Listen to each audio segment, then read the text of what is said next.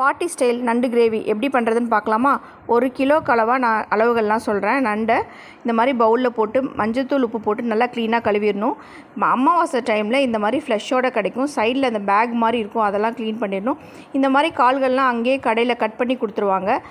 இஞ்சி பூண்டு பேஸ்ட் நான் எடுத்துருக்க அளவுகளில் நீங்களும் எடுத்து பேஸ்ட் பண்ணிக்கோங்க. அந்த டைமில் பேஸ்ட் பண்ணிங்கன்னா நல்லாயிருக்கும். 4 வெங்காயம், 4 தக்காளி, 4 பச்சை மிளகா, கருவேப்பிலை இலை, கொத்தமல்லி இலைகள், சோம்பு, குழம்பு மிளகாய்த்தூள், மஞ்சள் தூள், குழம்பு மிளகாய்த்தூள் 1 ஸ்பூன், தேங்காய் கூட 4 பச்சை மிளகா, 1 ஸ்பூன் சோம்பு. இதை நல்லா பேஸ்ட் மாதிரி அரைச்சிக்கணும். தேங்காய் அரை மூடி எடுத்துக்கோங்க.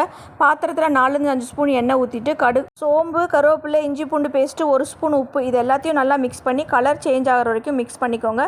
நம்ம கட் பண்ணி வச்சுருந்த வெங்காயம் போட்டுக்கணும், மஞ்சத்தூள் போட்டுக்கணும். இதையும் நல்லா கிரேவி பதத்துக்கு நீங்கள் நல்லா மிக்ஸ் பண்ணி விடணும்.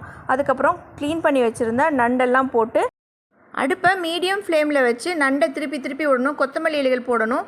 ஒரு 4 தக்காளி கட் பண்ணி வச்சுருந்தேன், அதையும் போட்டுக்கிட்டேன். 1 ஸ்பூன் குழம்பு மிளகாய்த்தூள், இது எல்லாத்தையுமே நல்லா திருப்பி விடணும். ஓடெல்லாம் நல்லா சூடாகி அதுக்குள்ளே இருக்க ஃப்ளஷெல்லாம் நல்லா வேகணும். அது வரைக்கும் திருப்பி விடணும். இந்த டைம் வரைக்கும் அடுப்பை மீடியம் ஃப்ளேமில் வச்சு பண்ணதுனால தண்ணி ஊற்றாமல் இருக்கும். நம்ம அரைச்சி வச்சுருந்த தேங்காய் பேஸ்ட் ஊற்றிட்டு 1லேருந்து 2 டம்ளர் உங்களுக்கு எவ்வளோ தண்ணி வேணுமோ நண்டு மூழ்கிற வரைக்கும் தண்ணி ஊற்றி அதுக்கப்புறம் ஒரு தட்டு போட்டு மூடி வச்சுருங்க. நண்டெல்லாம் நல்லா வெந்துடும். வெந்ததுக்கப்புறம் கொத்தமல்லி இலைகள் தூவி இறக்குனா நண்டு கிரேவி ரெடி.